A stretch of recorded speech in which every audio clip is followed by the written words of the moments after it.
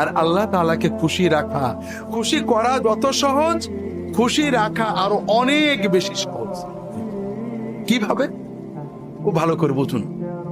আপনার মাকে খুশি রেখেছেন, বসকে খুশি রেখেছেন, নেতাকে খুশি রেখেছেন, বউকে খুশি রেখেছেন, বান্ধবী বন্ধুকে খুশি রেখেছেন।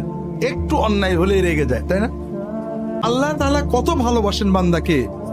আল্লাহ তাআলা বলছেন, আল্লাহ রসুল সাল্লাল্লাহু আলাইহি ওয়াসাল্লাম বলছেন, আল্লাহ তাআলা বান্দা যখন গুনাহ করে ফেরেশতাদের শিখিয়ে দেন, গুনাহটা সঙ্গে সঙ্গে লেখো না, গুনাহটা সঙ্গে সঙ্গে লেখো না, সারাদিন অপেক্ষা করো, দিনের ভিতরে যদি তওবা করে ওর নামে কোনো গুনাহই লিখো না।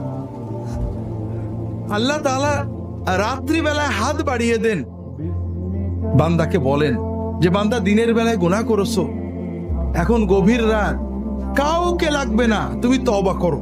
তওবা মানে কিচ্ছু না, তওবা মানে পীর সাহেব না, মৌলানা সাহেব না, হুজুর না, তওবা মানে কোনো বিশেষ বাক্য না, তওবা মানে মনের ভিতরে গভীর অনুতাপ, আল্লাহ অন্যায় করেছি, গভীর ক্রন্দন, আল্লাহ মাফ করে দাও, আর কখনো করবো না, এই সিদ্ধান্ত।